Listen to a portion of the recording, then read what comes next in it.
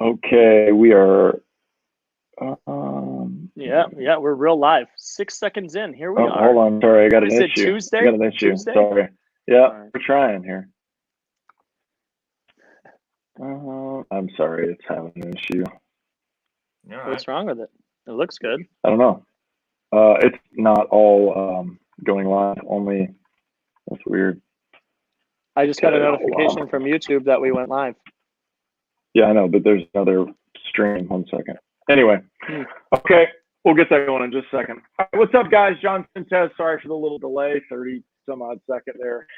Cutternation podcast number 80. The streak continues. I'm excited, pushing for 100. I think we've got like another 10 guys scheduled, so that's exciting. That'll push us for a little bit further. But first of all, don't forget, please rate and review and subscribe. Mash that like button. It really helps us in the YouTube algorithm as well as get our podcast out wherever.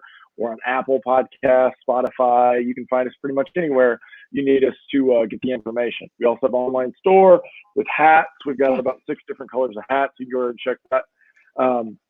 But without further ado, Mike Kvasnicka. Did I get it right? Well done. Right? Oh, first try. Right. Appreciate it. NorthStar Baseball. NorthStar Baseball. Mike, Minnesota guy. Why don't you introduce everybody that we're, especially the reason we're here in San Diego, who you are, what NorthStar Baseball is, and what you're all about. For sure. Thanks, guys, for having me. I appreciate it. And yeah, I'm a Minnesota guy. I grew up in Lakeville, Minnesota, just south of the Twin Cities. Currently, NorthStar Baseball Club is obviously a really big part of what I do myself. And Ty McDevitt, the current Minnesota Gopher pitching coach, started it the year after he was done in college at the U, which is the University of Minnesota for people outside of Miami-Dade County and the Twin Cities, or the real U, the Gophers, not the Hurricanes. The year I got done with pro ball and the year he was done with college, we started a club. And yeah, so I run that now with another guy, Alec Crawford, another ex-Gopher, Des Moines area community college guy, All-American. And he was also had a couple stints in pro ball. So we'll probably get into quite a bit of what NorthStar is, but at the same time, I also am the head coach at Cretin-Durham Hall High School, where Joe Mauer, Jack Hanahan, Winky, Paul Molitor, quite a few big names. It's a big Catholic private school in the area in St. Paul. Located right next to the Nook. More right famous than Cretin-Durham Hall, the Nook. Yep, right next to the Nook. And yeah, so if you are a right-handed hitter with any kind of juice, you might be able to put one on the front step of the Nook. Actually, it's not exactly a graveyard, a little bit deep to center, but the corners are pretty tight. So yeah, so one of the best burger places in the Twin Cities for all of you non-Minnesota people. Yeah, it's awesome. It's awesome. Super biased, but it's really, really good. I don't know if it's as good as In-N-Out Burger, but it's a different feel, I guess. Dude, I'll say this because I just found this out last night, and so Cretin-Durham Hall is like unbelievable amount of history, right? I mean, you just talked about those players, but like the campus is unbelievably gorgeous. That part of town is so cool. It's just like, it's such a unique place. Always really impressed and fascinated with it. Not just baseball. That exactly. Like the neighborhood, the community, the whole entire alumni, like it's on a different level. So yeah. I can't imagine what it costs to go there either. Yeah, it's not as bad. SPA, right? And St. Thomas Academy, they're the expensive ones, but no, it's still a private school. But I think it has a little bit more of like a blue collar private school, and that sounds like an oxymoron. But I've through my dad too. Even he's known quite a few St. Paul guys that are his generation as well, and it really does feel like that. And they call it like Saint Small, and it's kind of just take care of your own. Blood runs really deep, super Irish Catholic. So it's a really cool environment. And unfortunately, obviously, this is the year that I got the job, which it never even got off the ground. I don't know how everything has developed out there with you guys. It's hard to keep tabs on the craziness. But we had about a week or two of simple practices, and we didn't even hand out jerseys before the rug got pulled out from underneath us. So moving forward, obviously trying to get something accomplished in the summer, but I guess next year we'll be kind of the first inaugural year, that in my eyes anyways. So hopefully we're all good for that. So, but on a personal side, just to kind of introduce, I guess, I'm pretty much Minnesota through and through. My dad played pro ball in the Twins farm system when they were winning the World Series, and he got up to AAA.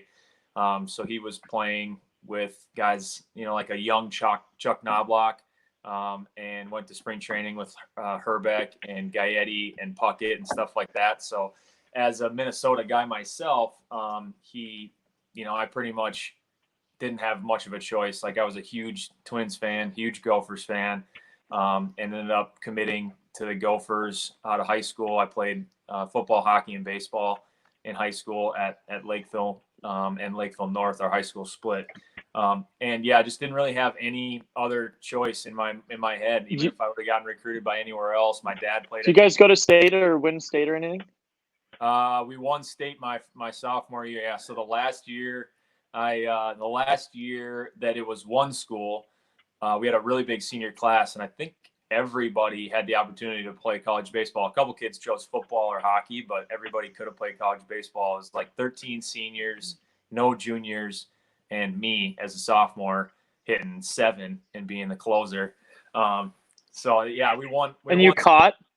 I did not catch very much. No, Mike Kvasnicka caught. He ended up playing football at Augustana. He was a beast. But I played the outfield. I was a closer, and then I backfilled wherever You did catch for a bit though, didn't you? Oh, that's a whole nother story. I've pretty much, it's like a journeyman on the field. It's a journeyman in the career. So my sophomore year, I was getting recruited by Todd Oakes, who's since passed away at the University of Minnesota as a pitcher, just because I didn't hit very well and I just pitched. And then the next year I caught a little bit, but another guy could only catch, so I moved to third. I hadn't played the infield since I was younger, and just to keep both bats in the lineup, essentially. And then my senior year, I finally caught every time. So that was kind of what I was gonna be, was a catcher. Still only hitting right-handed at that time, and then went to the U, and kind of the same thing happened. Myself, Kyle Knutson, and Nick O'Shea, all 3 bats that needed to stay in the heart of the order, and all were high school catchers. And you got to move them a little bit. So Nick became an outstanding defensive first baseman, and I locked down right field. And that was what allowed me to get at bats right away in my college career, which obviously is important anyways. But that's the year that I started teaching myself to switch hit. So that was really big, that I didn't have to redshirt. I taught myself to switch hit over the summer in between high school and college, and then in through fall ball. I mentioned to our head coach my freshman fall that I was going to switch hit. I was a state player of the year, and I was our number 1 recruit. So he wasn't overly thrilled, because it was like, if it ain't broke kind of a thing. But I'm very stubborn and kind of prideful, I guess. So I thought that if I could be a switch hitting catcher with power from both sides of the plate, that would be good, obviously. Brian McCann. Yeah. So it was like the Matt Wieters time too, right around there. It was like a Matt time for sure. So so that actually panned out really well. I got drafted out of high school by the Twins, but it was really late. It was like the 31st round. Never even talked about going at all. Just wanted to go play for the Gophers. Played there 3 years, won a Big Ten title, regular season and tournament my junior year, my draft year, and was fortunate enough to be picked by the Houston Astros, 33rd overall in the first round. And then they switched me to third base, which started my whole new set of issues for the pro ball career. But long story short, I spent a lot of time at third, behind the plate again, back in right field. Played with the Astros with guys like on the same team as guys like Kike Hernandez, and went to instructional league and stuff with Altuve and Springer and all those guys. So really good group of guys, and got traded to the Twins, and immediately walked in with all that huge crop of young talent. I roomed with Byron Buxton right away. Played with Sano and Rosario for a couple of years, Kenny's Vargas. Kepler, Polanco, Taylor Rogers, Duffy. So that's kind of cool now because they were considered two of the the deepest farm systems for young talent. And there's always kind of those rankings going on, but it seemed like both of those two teams actually they kind of came to fruition, and they both are starting to put it together on the field. Of course, the Twins, any Minnesota sports fans out there know that they never get it done in the postseason, but their season last year was pretty decent, and people will still be hearkening back to 91 and 87 and wishing Puckett could be here still, because that's about the only time we're going to get through the Yankees in the playoffs, I think. But so, yeah, it's kind of a brief history. And after that, I got released in 2015. Okay, hold on. I can't let it go by. What? Were you ever on Sports Center for anything?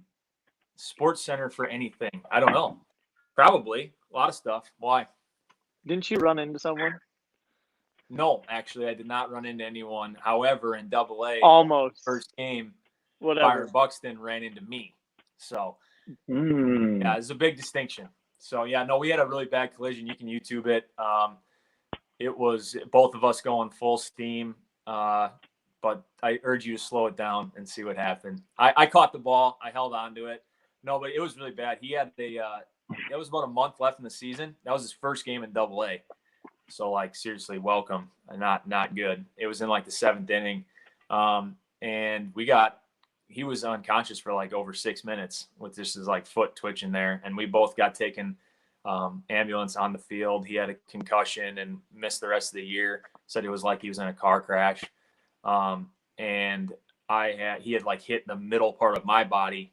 So like my obliques and everything were all like completely swollen. Like a t-shirt just wouldn't drape down straight. It would like bulge out for a week or so. And your obliques and your core is pretty big in hitting. So it took a long time to like actually try and get back to like forcibly hitting a baseball. So that was pretty rough. But yes, that's another one. I'd like to think that's not my claim to fame because that's pretty brutal, but that did happen. And it was my you just brought up Buxton that he was, and I was wondering if you were gonna say that. Yeah, no, I honestly I did, because when I met you, I met you like a year after that happened. So yeah, so it was probably it was right after the Saints, the year after I played indie ball in St. Paul, the inaugural season at CHS. I started coaching at St. Thomas too, and I know you and I coached against each other in the MIAC. And then that was after that year too. I was working at Players Only as well with Gene and Tom. So yeah, it's crazy times. So that's kind of a summary of the playing career at least. So I've got 1 year of college coaching under my belt, this year of high school baseball coaching under my belt, but most of my time, just obviously with what I do for a living, is the club, and that's been taken off pretty well, and I've been liking that. Yeah. So I did cut you off. You were saying do talk about the end of the year career because it's worth talking about. These are good experiences, and that's where I cut you off.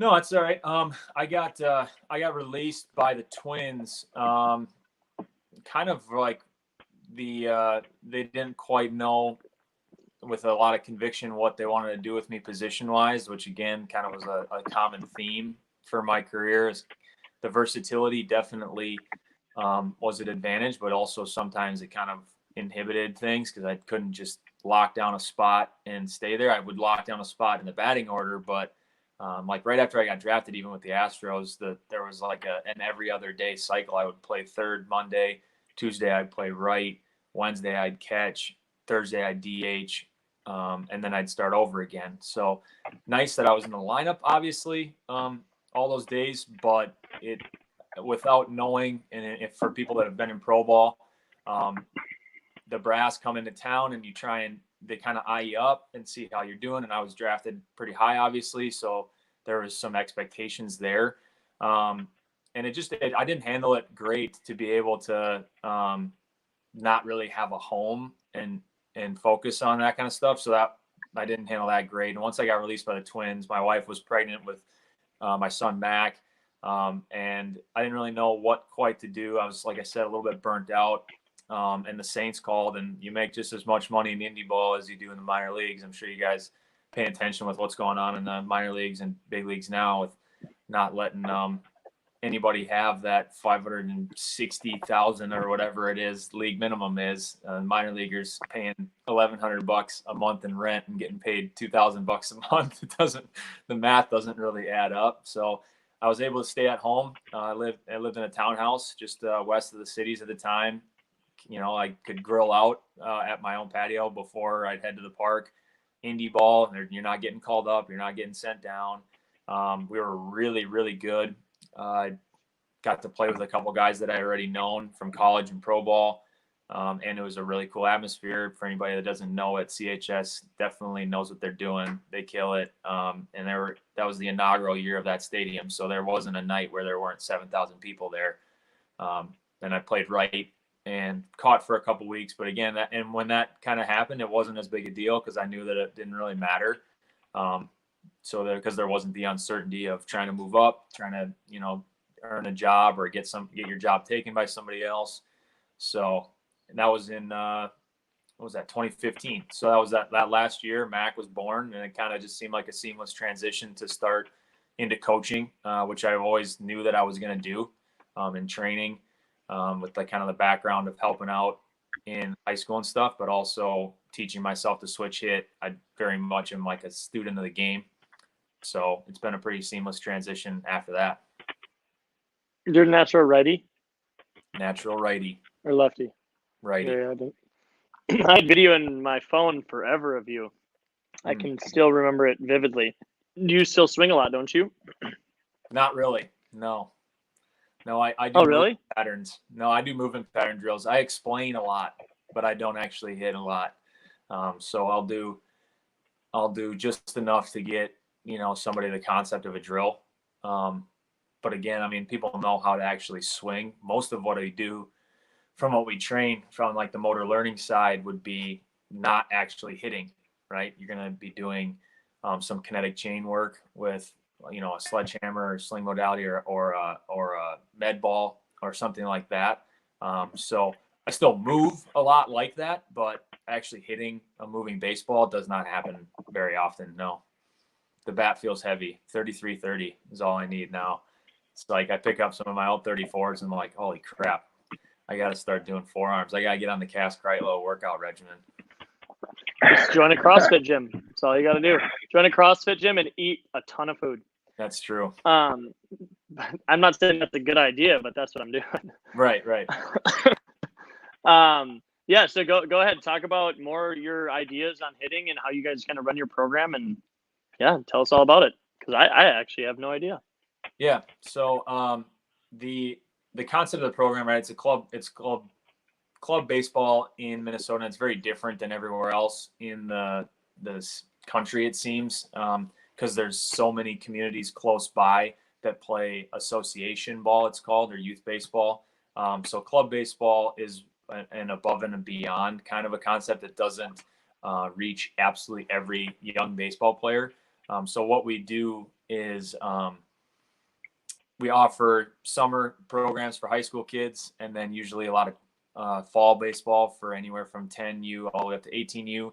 And kind of our bread and butter is the off-season training.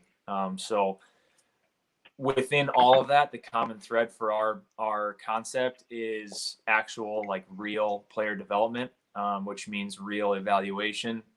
So there's a lot of, just like anywhere, people are happy to hear what they want to hear. So we really try hard to put actual evaluation metrics, again, when necessary, like a biomechanical basis of why somebody is, whatever, maybe a AA player at 14U or not getting recruited by the schools they want to get recruited by when they're 17.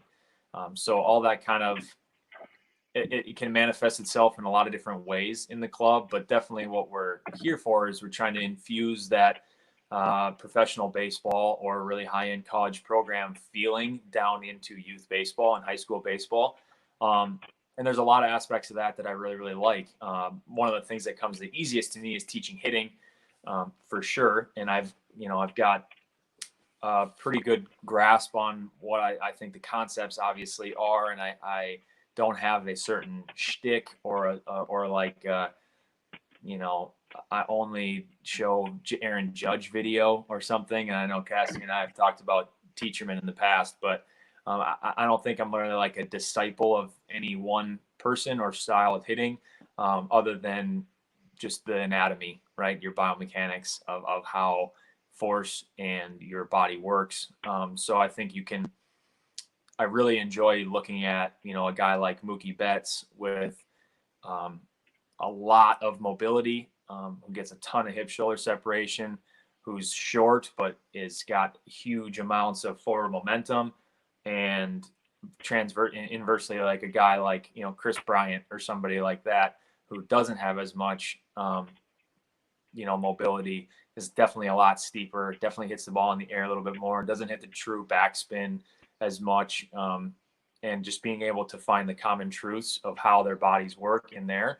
And that kind of stuff really helps because every every young baseball player you're going to work with is going to fit somewhere in that mold, and you can help to discern between, what's actually something that needs to be coached away from a player, or just something that's inherent to that person's anatomy, mobility, or whatever. So that's helped a ton to know that it's not just, hey, you're steep to the ball and you're using your shoulders to hit the baseball, and that's just because of bad coaching. It might be because of, old school, terminology, throw the hands to the ball and stuff like that. But it also might be because they just don't have the motor learning yet, or they're not mobile enough to get into like a proper hip hinge or whatever. Like that's a really common one. Obviously, so many young athletes are just quad dominant, and they don't understand what the posterior chain even is.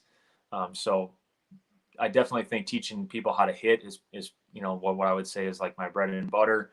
But I do really enjoy all the other aspects of it as well, especially in the college recruiting process, bringing some perspective to that, and kind of reminding kids about the fit of a school, and telling people that, because I've coached now, I've played at D1, played in 2 regional championship games at Cal State Fullerton and LSU, and I've coached at a D3 regional, and to tell people that kind of stuff too, of like the 3-hole hitter at Whitewater or St. Thomas, can play in a lot of days of the week, can play Division I, right? And if you think you got a call with a mid-major at D1, right? If you end up going D3, that doesn't mean because a D1 liked you at one point, you're just going to walk in and get the starting job. So bringing that kind of perspective to the game, I think is very needed. There's a big showcase mentality right now, and exposure. And that's another big part of it that I take a lot of pride in. Obviously there's everything else. I played at 3 levels of the field, catcher, infield, and outfield. So I was able to draw a lot of really good coaching out when I was in pro ball. So I learned a lot from different big leaguers, like the Craig Biggios and Torrey Hunters of the world that I got to work with. So I really enjoy teaching the game as well. But I think probably the most common things that people would say resonate with them are maybe that college, the college recruiting process help, and then teaching hitting. But I like to do a little bit of everything, of course. I know you really like movement. Obviously, you talked a lot about that. But with the perspective of, the amount of work that you've had to put in as a hitter, but also behind the plate, this could be a really fun conversation where John and I have brought up sequencing on the show a lot. And this conversation looks a lot different. We're coming from the same angle, and everybody always has a different perspective on it. So I'm not going to feed into more than I'm curious. How do you have the conversations with your catchers? How do you have the conversations with your hitters about what game is going on here, right? How are we pitching? How are we setting things up? What are some of the things that you like to bring up there? You talking about pitch sequence? Yeah.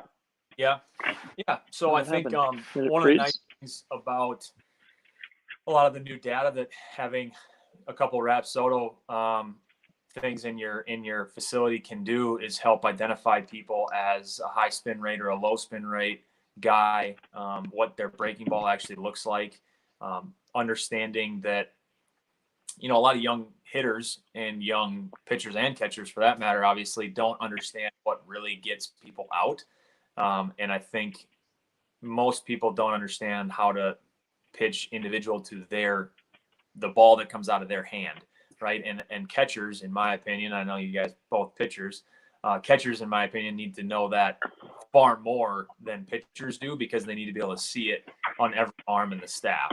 And they need to be able to feel the difference in that, right? Because a fastball outer third is very, very different to a hitter that, steps on the plate and has a ton of plate coverage versus a guy who's quick around the corner and is just dead pull. As also, it's different for a righty, with a really high spin rate that has a lot of rise and carry, versus a righty that's, a turnover, sinker type of power slider guy. So all that kind of stuff, it is really tough to do, because again, we're private sector, right? So this isn't college baseball. The nice thing about college baseball is you got a 3.5 hour practice every day for forever. So you can touch on a lot of stuff. In as many hours as we're able to work, it's difficult to get on into the trenches that much with that kind of stuff. But obviously you pick and choose times to be able to do it. But that's an under. I'm coming. No, this isn't necessarily for just NorthStar. Like, go into it. Like, how would you coach college hitters? Like, what's that conversation look like when you have the opportunity to have it? Gotcha. So from hitters, from a sequencing standpoint, it's tough, because I was always of the type to just be ready to hack right away. Like, there's no reason in my mind that if you pick out a pitch that you'd want to hit, the first pitch of the at-bat, especially the first 2 pitches of the at-bat, that if you get that pitch, there's no reason you should take, right? So I'm a big believer in, and we've got a video up on our YouTube channel right now about like, what type of mistake are you willing to make in each count? So again, I don't know if it matters quite so much about what pitch is coming. Certainly you're going to obviously think about what type of that pitch the pitcher has. Is he a guy that's effective up in the zone, or is he going to be down in the zone? Is his ball have movement, all that kind of stuff? But you're always going to be hunting fastball anyways, and the mechanical adjustments you've made to be able to adjust to an off-speed pitch is what's going to help you there, right? So I think you hear of big leaguers sitting speeds rather than pitches. I think that's pretty high level. I totally agree with it. Like Hunter Pence is a big one on that, I think. But a lot of guys do a lot of different stuff. But from a college hitter, I would say the most common thing that people do is they don't know exactly what they're looking for. And my kind of analogy that I always use would be table tennis or ping pong, right? So if everybody knows, any competitive guy or whatever has played ping pong with their buddies before, knows that you don't wait until the ball hits your side of the table to get ready to return it. And the reason is you anticipate that the ball is going to hit the table, because you know you have to, because there's not enough time not to do that. And you also know, once the ball hits that guy's paddle and starts traveling towards the edge of the table, you have a feeling, right? Not a through your eyes actually make a decision and a calculation if that's going to hit or not, because again, that's too slow and it's really hard to do.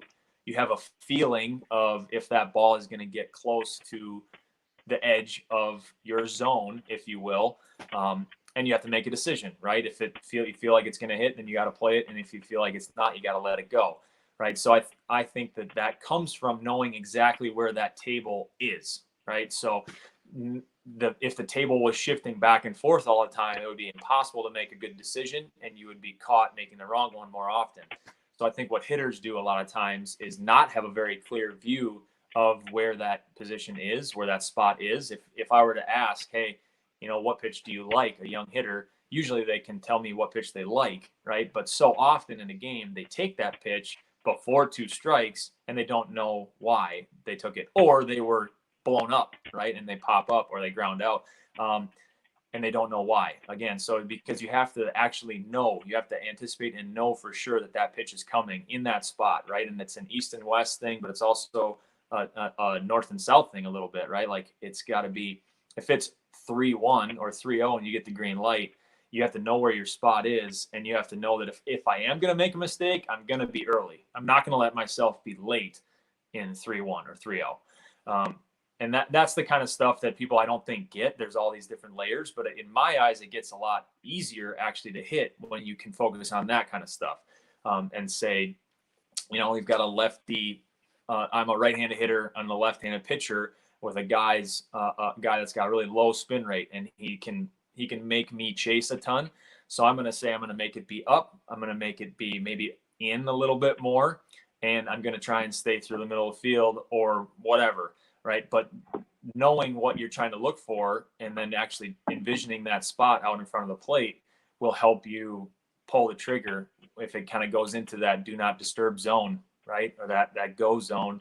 And it should help you lay off when it gets outside of that. So I don't know if that kind of answers your question, Cass, but that's kind of the beginnings of, because I just feel like you can erase so many bad endings to at-bats by addressing that issue, right? There's so many times where hitters get themselves out and they get back to the dugout and they just can't wait for another chance.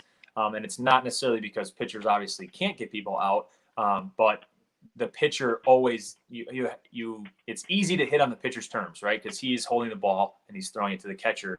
If you don't know what you're doing, you don't automatically have the advantage like the pitcher can at times, right? I always talk about, like, if it's 0-2, I can ask a group of kids, a group of hitters in the program, right? It's 0-2, who has the advantage? And they all go pitcher, right? And I go, why? And everybody says, well, he can throw it anywhere, right? Or he can throw whatever he wants. And that's true. But I go, it's 2-0, who has the advantage, right? And they say the hitter. And I say, why?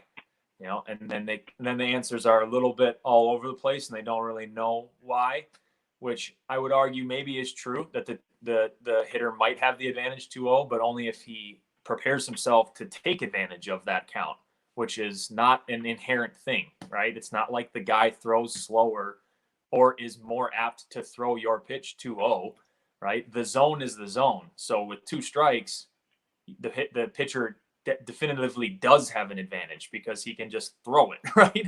And there is a zone. So he could by chance at least throw it to the zone without a decision being made. A hitter does not have that advantage. The ball still will not hit itself hard just because it's 2-0. So I think that's one of the main things that I focus on with young hitters is that kind of concept. Does that make sense? Yeah. That's a funny statement. John, go jump in because I will have things to say, and I bet you've been thinking some things. Yeah. So I like what you said at the beginning about like picking your pitch and stuff. And one of the things we talk about is breaking down sequences to the easiest, most simple idea of fast and slow and understanding. And I think that, basic sequences like in high school, you're more than likely, what would you say a percentage of first pitch fastball would be at the high school level? 80, 85. Yeah, I was going to say 80% too, right? So I hit in high school, I was taught a little bit differently. I had some Leo Mazzoni influences and read a book when I was younger about sequencing and stuff like that. And I was 6'4", 4-hole in high school and would take G-hacks on the on-deck circle and before I got in the box and would get first pitch curveballs and crush them. And like, it was just such a silly game to me to be like, why am I baiting this? And it works. Obviously did not work in college at all. Not transition well. And I didn't play at a high enough level in high school to even become a hitter. They immediately were like, you're a better pitcher than hitter. So, you being a catcher and seeing the sequences, you talking about how hitters need to know themselves and like what their pitch is. We talk about the same thing with pitchers, like knowing what their pitch is, but also being able to be aware of the scenarios and educating these kids. So within this like fast, slow idea that we've kind of come up with, we break it down to 3, maybe 4 pitches. I like 4 pitches with it because it just, most of the time they probably will throw a ball. I agree, by the way. If you can, I think we just need to sit on that, by the way, because I think it's just the 4-pitch sequence is the right way to think about it. But yeah, cool. So the way I think about it is the most basic of basic high school sequence, or really anything earlier than that should happen, should be fast, fast, slow, slow, as far as what the pitches go. Because if you throw a ball on the first pitch and then you come back for a strike on the second pitch, it's 1-1, you just even the count, or vice versa, right? And obviously the percentages swing, to, higher or lower depending on what's going on. But the percentage points we're talking about at the major league level for like 0-1 to like 0-1 to 1-0 are like, I think they're like 150 or 180 points, right? They go up and down tremendously for that, but that's really not that much, right? And so I played with 5 guys that threw 100 miles an hour, and I just saw them do different things. And so they didn't really worry about spots. They played a different game of speeding them up and slowing them down, where they were just kind of throwing fastballs middle and splits or sliders out of that middle tunnel and not really caring about hitting corners and, the quote unquote challenging part, right? So, I think that there's so many different ways to play this game, and the strategy of pitching is what my favorite part about it is. And I'm interested in your view as a catcher, how influential you are to your guys and your program on what like domination really is, because that's what we really try to teach everybody. We have you hear it all the time from these pitchers that are veterans, right? They talk about the guys that have the best plans and the best information. Well, we can go back nowadays on YouTube and watch Doc Holliday's entire no-hitter and see how he went fast, slow, or out, in, or in, out, and however you want to change what his options are for what he's doing. Yeah. I want to add one more thing, just because then I think we've kind of said our piece, and just, so this is how I think it was just like mind blowing to me. First, John talking about fast, slow in live at bats. So I'm dropping some seeds here because I know you like it live at bats. We'll want to talk about that.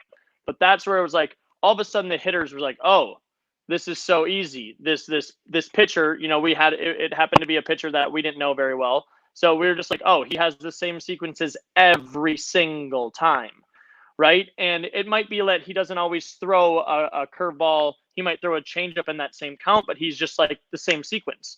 So simultaneously, when we have broken that down, and again, this is kind of, we're getting to the point, Quaz, where we're articulating this really well because of the podcast, and we haven't been able to like put this into practice yet because of COVID.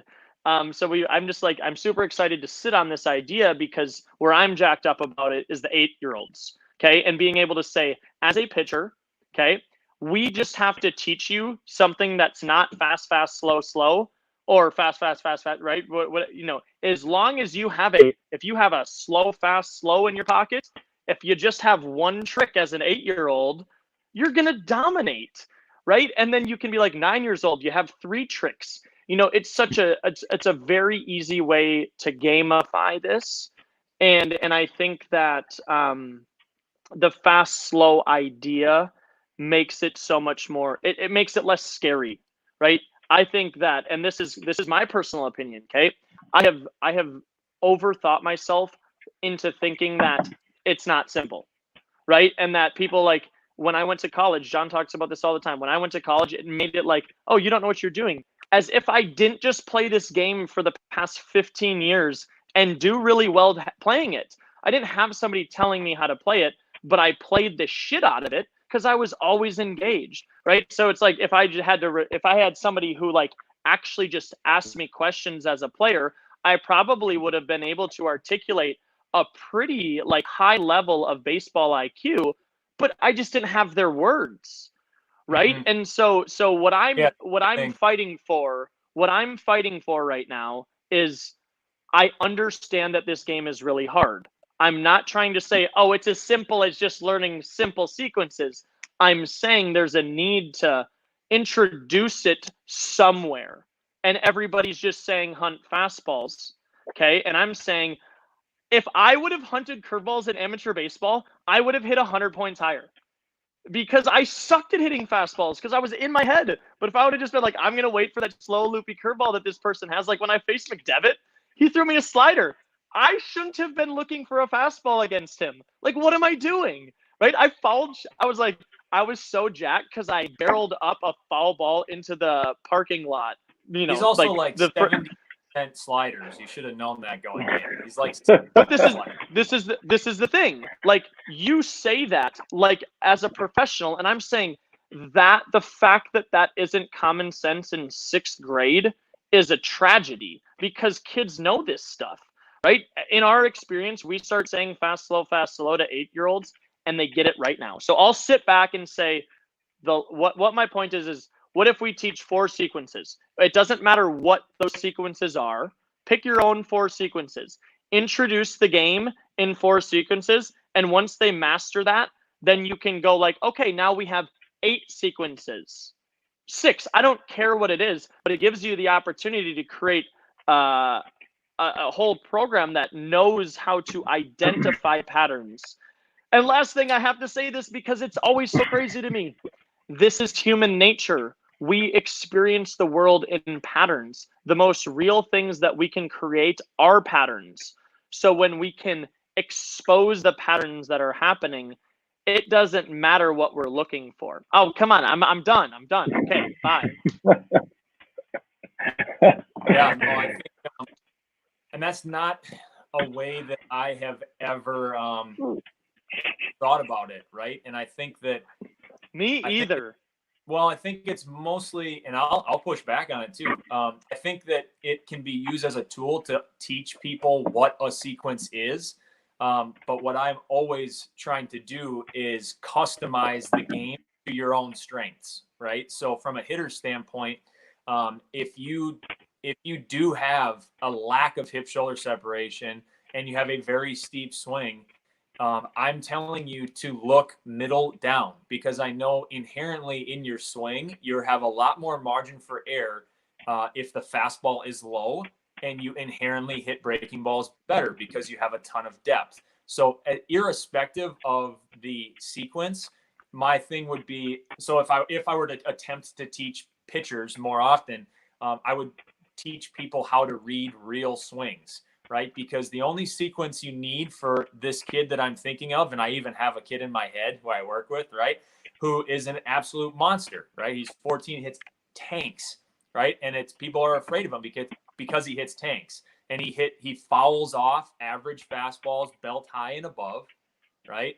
And he waits for somebody to try something else, and he'll hit a breaking ball off the back corner of the plate like Manny Ramirez, right? So I think about that guy and I go, the only sequence you need is firm up, firm up, firm up, right? And he'll fly out or strike out or whatever until he shows you that he can do that. So I understand the point, and I get like, there's no. Okay, so hold on. That kid, let's stay on that kid. So let's stay on that kid. So that kid's in live at bats. Okay, and we're literally having this conversation out loud, by the way. This is what we do at our live at bats. Then you tell that kid, do whatever you have. He's going to literally throw you that fastball up and away, whatever it was, right? He's going to do that to you all day long. And then you're just going to figure out how to do it. Jump up in the air, like take your, whatever you're going to do, figure out a way to do that. So now he has to play a different game. And so I know it's not always that simple, but some things that, one idea. Let me say this idea and then I'll shut up. So like a Chris Sale slider coming from right field. Okay. You should line up your body to right field. Like you should be lining up to release point. Like if you're normally set up like straight on the guy, like okay, so you don't agree with that. And that's something that those are the kind of adjustments that John and I talk about that we see players outside of, John, you can speak to this too. And Quaz, I'll shut up after this, but like willing to jump out of your shoes to win an at bat. So we would like people to do that. We would like adjustments to be made like that. And yeah, tell me why that's stupid. No, it's not. So I think I don't think they're mutually exclusive, right? I think teaching patterns is really big. It's in the same way that teaching pitch sequences at the pro level can be big, but it still is a template, I think, that you can hopefully look at the kid or the person that's actually in the box next to you. Like if I'm catching, right? And I go, hey, this is a trusted template, right? We know that he's used this sequence a bunch of times and it's worked, and his fastball works off of whatever high spin rate guy that has a true 12-6 breaking ball. Think about Craw, right? Craw throws 96, 97, and his fastball, it seems like, goes like up a hill, right? And his curveball gets to the tippy top and goes straight down. right? So you can pitch off of those to almost any type of hitter because that's just inherently tough to do when they tunnel over the middle of the zone. He has barely any side-to-side movement. But if you have a guy that doesn't have that, right, and fast, slow, slow, all that kind of stuff is somewhat similar. And the main lever that you should or could be pulling is the guy's weakness at the plate, right? I like the template. I like the sequence. And that's all and good. But then let that inform or let what else is going on inform what you're going to do, i.e. this kid's swing. He can't, no hip shoulder separation and diving forward. Just change the speed one time and you're fine, right? Or whatever it may be. So I, like a lot of things, I'm sure it's not 100% true all the time on one side or 100% true all the time on the other side. But I think you're right that there are nobody is thinking in the game in a patterns type of a way. And this can be true of everything, right? It could be true of a base stealer, right? It can be true of anybody trying to pick up signs, right? So like the people that are cerebral and think about the little tiny details are usually the ones that internalize it without knowing, it sounds like you were definitely that type, right? Like I knew what kinetic chain was when I was teaching myself to switch hit. I never in a million years that have used the phrase kinetic chain, right?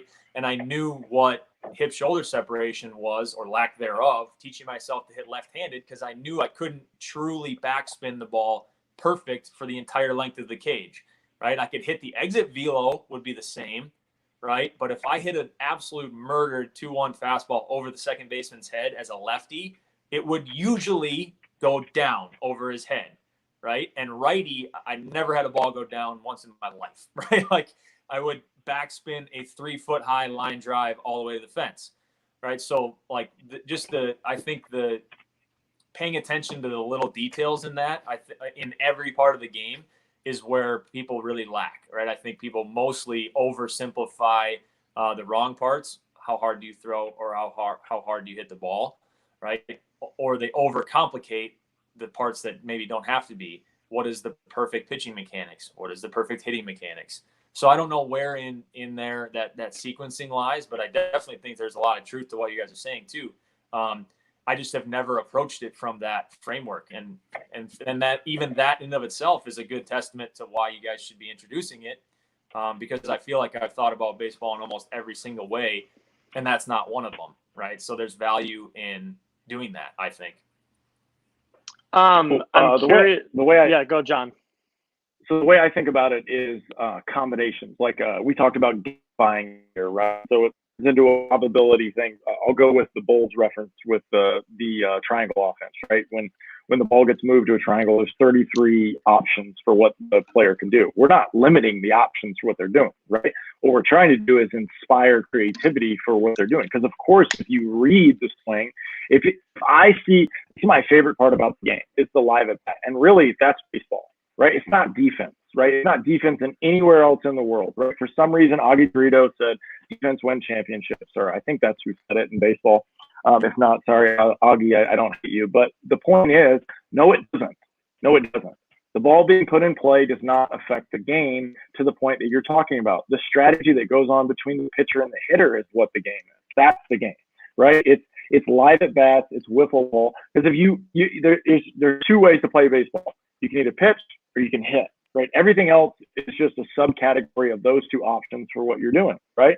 And so if you can create an animal at 10 years old, like we're trying, who understands how to evaluate swings, where when you start off and you throw first pitch fastball inside because that's just what your plan is, and you're going to try to go fast, slow on the best hitter you think you might ever face, then you understand that you go fast, change, fast, cutter. All of a sudden, this 10-year-old looks like a genius, right? Because he put in and poured in a fastball. The guy went right after it, right? Let's say he goes, what happens at 10, right? You just said, yeah, you're probably on ambush. You're probably ready to hunt, right? So you throw a fastball inner third at least. What happens? You already said he's early, right? You pull it foul, right? You have your 10-year-old pull it foul. He's going to be all kinds of jacked up, ready to go. Yes.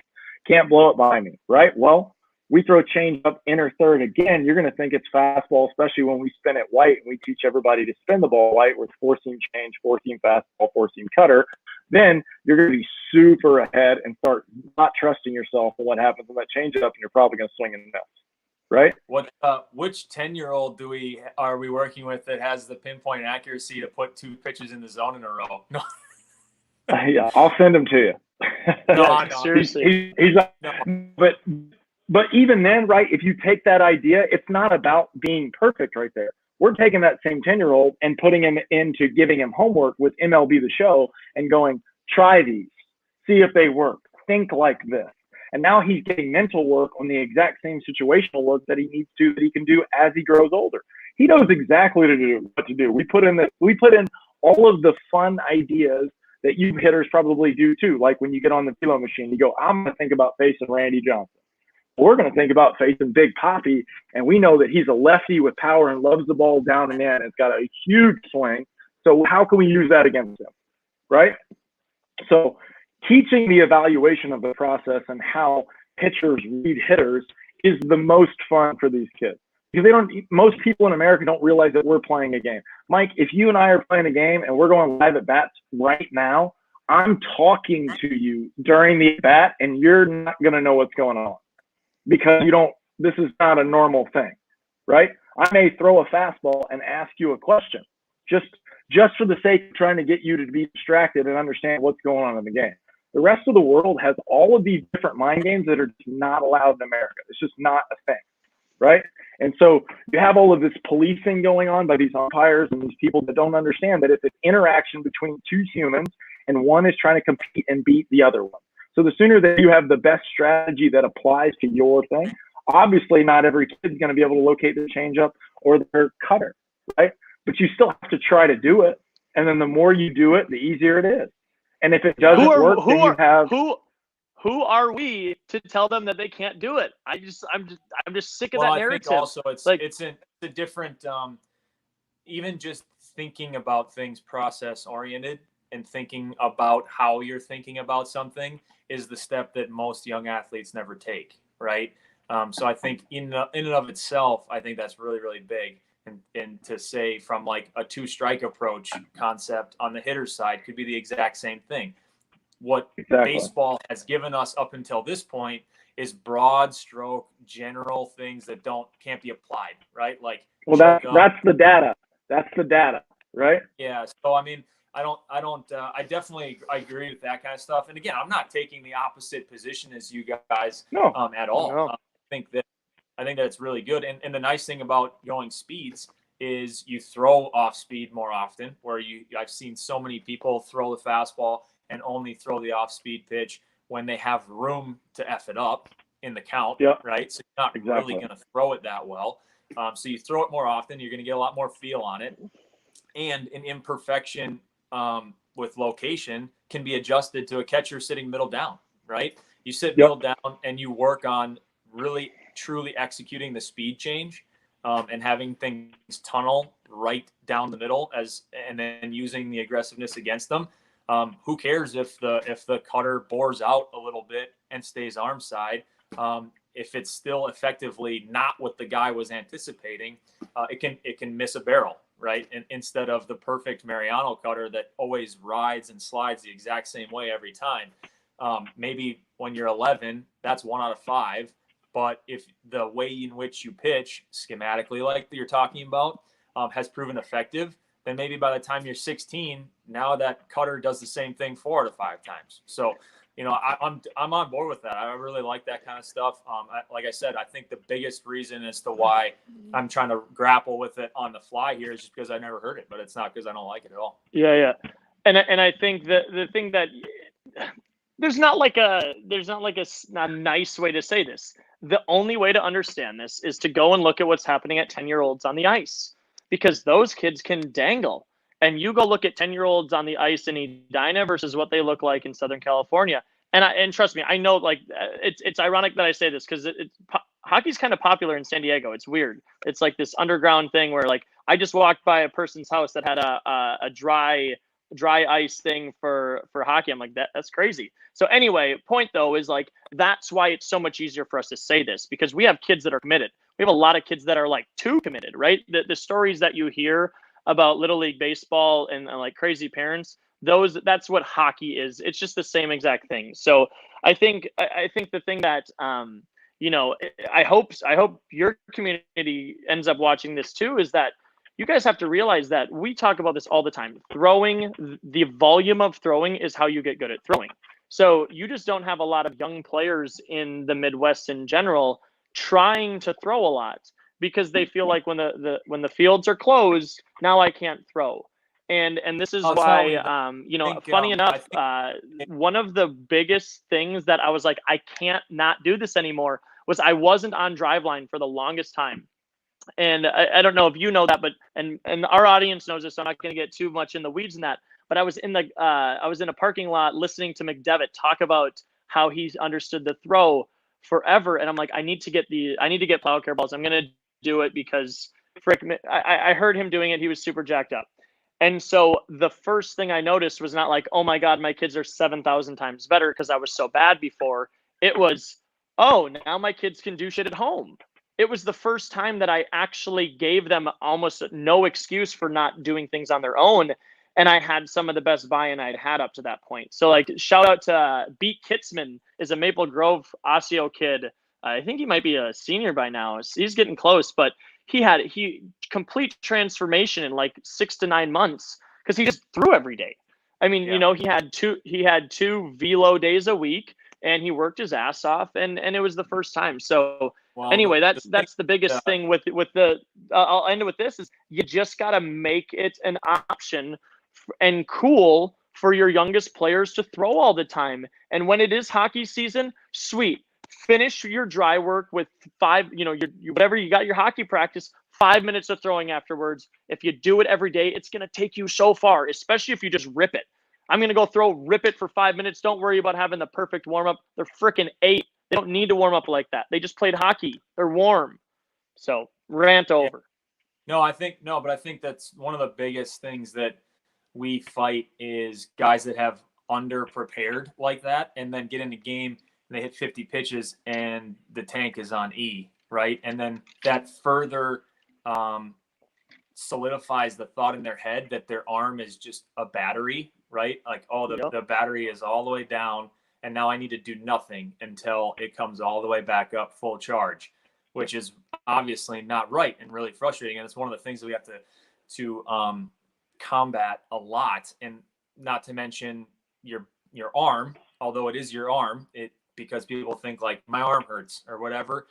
It's a part of an overall system that's made up of muscles. And when you use muscles a lot, they can get sore, right? So understanding what requires soft tissue work and voodoo floss and stuff like that versus something that might be a ligament or whatever, right? That also is another thing that we've run into. Everybody likes to say that's my UCL, right? As opposed to, no, that's a natural decel pattern soreness or whatever it may be, right?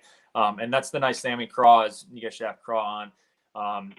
Him and Ty are cut from the same cloth as far as that. They know exactly. I'm sure you guys are. It's preaching to the choir, but he's really, really good at the ability to whittle that down to 10-year-old speak on the fly and explain to people what's going on. So, I mean, we do bits and pieces of Driveline stuff. I would do a disservice to whatever our complete pitchers program is, but it's been highly, highly successful for probably 5 years now. And we pick and choose things that we like. There was a period where we did pull downs. I don't believe we do pull downs anymore. So I think that just understanding that you can be doing that from November all the way through March, that's valuable in and of itself to get kids to do that. Because everybody knows you can't swing yourself into an injury, right? You can swing yourself into not knowing what the heck you're doing and having crappy swings. And now you're logging a bunch of poor neural pathways, right? Where you're building muscle memory the wrong way. But from the pitching side, people always think like, well, I better only throw 1 time a week, otherwise my arm's going to hurt. So that's something that I think is slowly starting to come around, and we're definitely trying to work at as best we can. Oh, lost you there for a second. Sorry, Kat. Yeah, I agree, man. I'm glad that you enjoy that, and I think that what I think I just realized this a little bit ago, but we're trying to give creativity back to pitchers, and make sure that people understand, what exactly that they're trying to do in, this world of baseball. And it is very difficult for coaches to be able to, teach that idea, and as you said, like most people just don't think about it. And I feel like you can use this in a bunch of different ways with pattern recognition, whether it's a scouting thing on either side of the ball. Like I said, when I was playing, I kind of knew a curveball was coming first or second pitch, or at least a breaking ball. And so being on that idea and be ready to go is, it's risky, right? And people don't want to be wrong, but that's what's the best part about the game. You know what I mean? For sure. Uh-oh. Hope I didn't lose you Yeah, guys. that was the thing that I think I've said a couple times is you have to be okay, like, with the idea that you're going to be wrong. Like, sell out for the idea that you could be right, because the reward for being right is so much greater than just like being, not in. And I feel like this is like, I'm pretty sure you said, alluded to this already earlier in the podcast. Like, if you are looking for a certain pitch and you get it within your first two pitches, like, you better smash that. Do you know what I mean? And I think it's very much in the same vein of that. So anyway, these are just some ideas. I really appreciate the way that I think this. I think you equip your kids really, really well to be thinking in the right direction. So I'm curious a little bit more.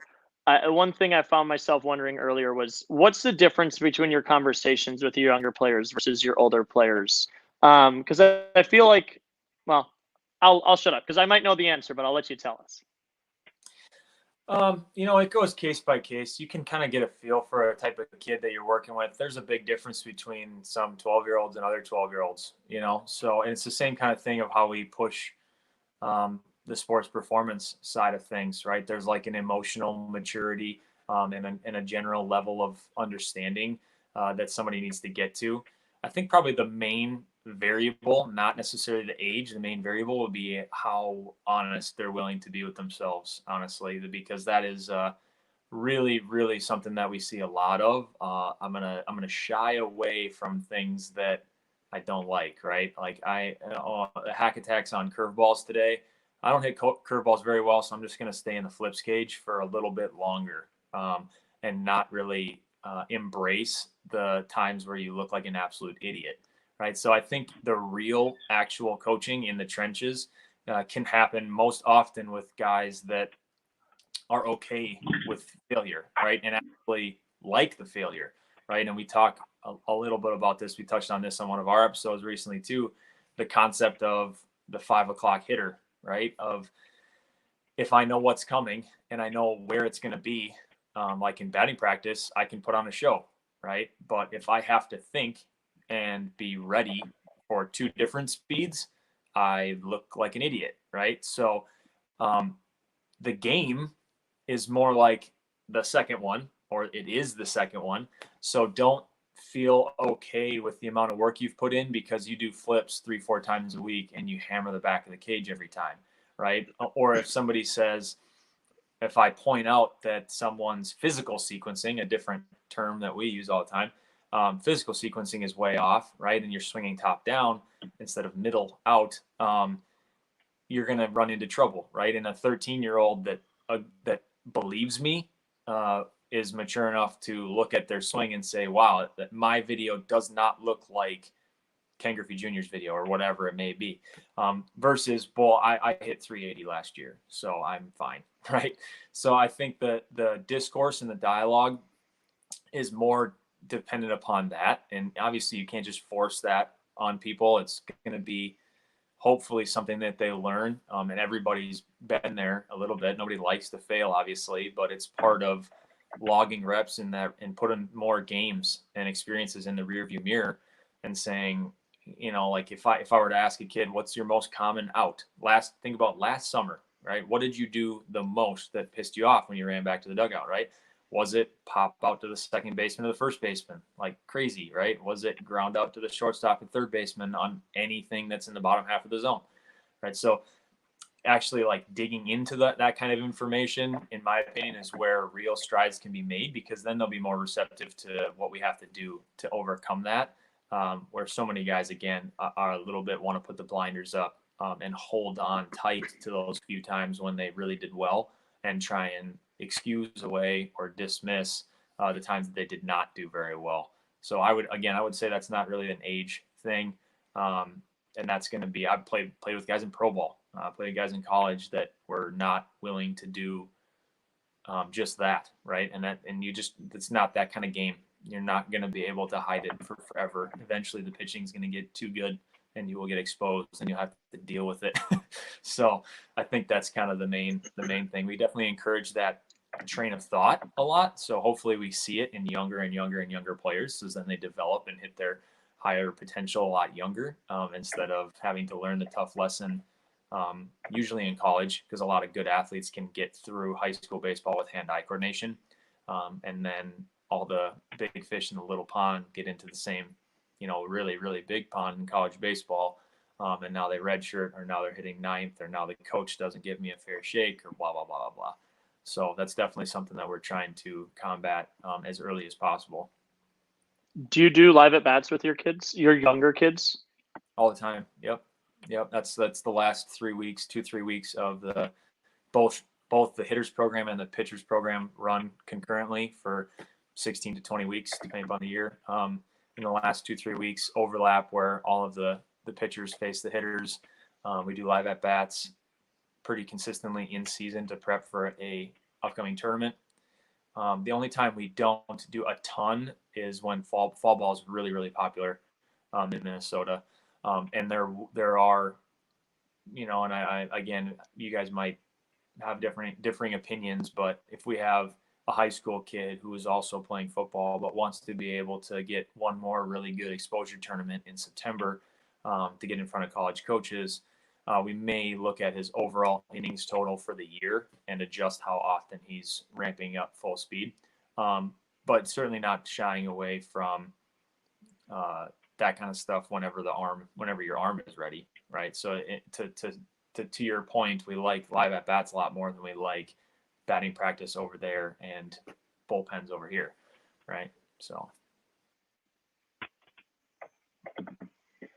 that's awesome. Yeah, we as we grow over here in San Diego, we haven't been in this area, but a little over a year with me and Cass. We're live at bats to me are everything. The past summer, we did a really good college program where we had Fridays for live at bats, and we treated it like a football season, where it was like Friday was game day. So your other days you're recovering after you're out, and then you're trying to prepare to get ready for that next 100% day for what you're doing. So the timing of the strategy of the practice plan seems to be inefficient to pitchers. It doesn't really seem to be in their favor for the amount of time they get to work on their skill work in comparison to hitting, right? Or in comparison to what we know needs to happen with the amount of throws with skill development, So that's something that I think I applaud you on. Live at bats to me is just, it is, youth live at bats are just so underrated. Yeah, we just talked to the University of Minnesota staff without John, but Pat, Casey, and Ty, we had them on our show as well. And one of the things that they harped on is how much easier it is to be a hitting coach at the college level because the sheer amount of times you can get put in a game type situation with a machine or something like a machine. And it's difficult to replicate a game as frequently for pitchers, obviously. I love like the MLB The Show type of stuff. I've been seeing people do stuff like that. So even if you don't have to use your arm, you can still mentally understand what's going on from one pitch to the next, and therefore be a lot more ready to act on that kind of information when there is a hitter in the box. So even if a pitcher, you're fully 100% that one day, there's always going to be the day before and the 3 days after where you can't do that exact thing again, where a hitter could just crank up the hack attack every single day if they want. So I think that they spoke to that quite a bit too, about the level, the amount of time that you simulate the game. And Pat was a big believer in that hitting coach, the head assistant and recruiting coordinator at the U, was a big believer in doing that quite often. And again, bringing those guys to failure, and especially for a different reason, right, early on in their careers, just so they can understand what it's going to be like to be with this group of guys for 3-4 years. I'm not going to be given or walk into anything like you're big time, Power 5 baseball. There's not a lot of easy arms, even midweek nowadays, right? Like velocities have gone through the roof. Education has gone through the roof. You can watch stuff that you guys do. You can pay attention on Twitter, and you can, almost develop yourself really from any random place and get recruited. You could be a mid-major guy that could have a huge transformation in 2 or 3 years just because you maybe physically have always had the opportunity, but maybe not the information or the coaching. Now that's all out there. So I just feel like the amount of really, really good pitchers in college baseball has gone through the roof. So I think that he uses that to inform his decision on how often he's going to put his guys in failure positions. And I know Ty said he wishes he could do the same every day for the pitchers as opposed to, 1-2 days a week. Perfect. That's Just a side note, my audio is getting really brutal over here, so I know you guys sound and look great, but I just have been. That's why I'm not jumping in or anything. So I'm just going to sit back, John. It's okay. We're at about an hour and 10 minutes, so I don't want to eat up too much more of Mike's time. But Mike, it's been a great conversation. I appreciate your aspect and what you're doing up there with your business. And baseball needs more truth like this. And I think that's what it's kind of inspired us to kind of go out there and help, educate, especially with, the highest level that you've been to. It's very hard to explain that to people. Like they just can't see it. You can't. It's almost like an abstract idea. You can't even imagine the next level. Even if someone tells you what's going to happen, until you experience it, you just don't understand what's going on because there's just a different level of intensity when you're in the thick at the highest level. So applause to you. People could have explained Jose Fernandez's fastball and curveball to me, but until I was terrified of both, I didn't understand what they really were. That was an enjoyable 0 for 3 with 3 Ks in A ball, and he spent a good 5 days in A ball before he was like, "Get this guy out of here. He doesn't need to strike out 25 guys a day. Like, send him to Double A." Yeah. Eventually, everybody's going to hit that, and I think that's a common thread for us. Is it just doesn't do us any good to blow smoke up people's butts. Like you gotta be realistic, and you gotta tell people that eventually there's going to be a guy like you guys are clearly training now that are going to literally want to bleed before they give up with 2 strikes, right? And you're going to have pitchers that are not afraid of you at all. They do not care what you hit in high school. And they will have a huge nutsack and will come right at you, right? So that's what we were trying to gear people towards, obviously, is to be able to, because that was all of baseball encompassed in those moments for me, right? So that was what I was addicted to, was that time in the box. Is that all right? I am not another thing in the entire world matters. And I wanted to absolutely tear the guy's face off with a comebacker, right? So I want to be able to instill that kind of stuff, and without the ability to let yourself fail a little bit and not care if you swing and miss and not worry about what people think, right? If you go 0 for 4 with 3 Ks and think you want to quit baseball, which again, I've been there, but you've got to be able to handle that adversity, because the more you go up, the more, and even nowadays, like I said, the more information's out there, you're going to run into more dudes like that, right? And that's, I think, overall good for baseball. We hope that everybody is like that on both sides, on the mound and in the box. Hopefully that's just the new norm, right? And it's a cerebral, but also a really, physical type of battle, which is why I love you guys doing live at bats all the time. It's great. Definitely. Yeah, we film it. I'm pretty excited. I got some different equipment that allows me to put the camera like, up high. So we're getting the best angle like you would on TV, which, I didn't think it was going to be, I had no idea the impact it would have on us when we're, putting our live at bats on YouTube and stuff, and how, all the hitters were enjoying it. Pitchers, we started seeing way more things like guys are pitching on the wrong side of the rubber according to what their, pitch arsenal is, and, being able to show them exactly what tunneling is to them, right? Like, because like people say tunneling all the time, but, it's, in our opinion, it's proprietary to what your skill set and your arsenal is. So if you don't have the correct information on how to do that, then you have no idea what you're doing. So for sure. Cool. Well, I appreciate it. Why don't you tell everybody real quick, last where they can follow you, if anybody's in the area, where you're at, and just sum that up real quick, and then we'll sign off.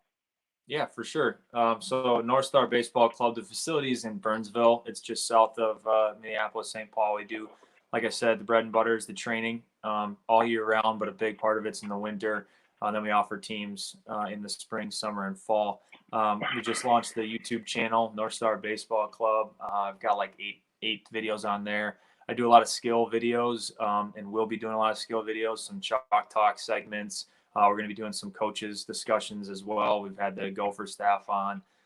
So we start to do a little bit more guests as well, but it's like, everything that I feel like is missing from the game, right? The coaching, highlighting good stuff that I've heard, and, whittling that down for people in an easy, digestible video, all the way down to kind of long form interviews like we're doing here. So you can check that out, and yeah. Appreciate the input. Thanks for the invite, guys. I had a great time. There's like 753 other things that we could have touched on. So if you need a guest again that can talk for an hour and 15, not 3 hours and 15 like Cass, that would be. That's hilarious. Well, yeah, dude, definitely, and vice versa. If you guys need some guests or something, just hit us up. We'd love to jump in and throw some sequencing ideas and stuff in there. Think about that. Let me know what you think. If you have some, I feel like it's the people that we're helping with on this, it really has expanded their thought process on the strategy of what they're trying to do. Well, my thought too is this is an easy collab opportunity with Craw and KC, right? We've got Kyle Clark, who pitched at Michigan. Had 4 different pitching coaches in the 4 years he was at Michigan, right? And super different experience from the beginning to the end. His last year, he played under Bakich. He's got, if you want to talk about what we've been talking about, like that kind of internal understanding of always analyzing the game, but maybe not having the words for it. He was definitely one of those guys too, right? He always understood the differences in guys and how people move. So a high mind guy back in the time when we played, that wasn't common, right? Or that wasn't the main centerpiece, is to highlight that, right? It was kind of just more who's good, who's not. And there wasn't a lot of value as coaches, like all of the guys that are like our dad's age and stuff, that just wasn't a big part of baseball. And he's been one. And again, Craw, who I've mentioned a couple times, a lot of really good thoughts on the pitching side. I think we should either, because those two will be on our show and have the two of you on, or you guys could mutually have both of them on, and that'd be 2 pitching guys as well. And there you go. There's your high spin rate and your low spin rate guy. You got like KC is like 6'6" and like low 3/4, never throws the same ball twice, throws like 6 different pitches, palm ball. And Craw is just like a bull fastball, just power, top half of the zone, fastball with an insane curveball. And I think he'd probably be like, I have a changeup too, but I would say, why the hell even use it if he's got that curveball? So you should have those 2 guys on. That would be a good bit. And KC has got 3 times the amount of personality as any of us 3 as well. So he'll be a riot. That's hilarious. Dude, get this guy off the show. Mike, I appreciate it, man. Mike, yeah. You're the best, man. We really appreciate you having you on, man. You guys go follow NorthStar Baseball. Mike, you're the best, man. I appreciate it. We'll be in contact, definitely. Later, Quaz.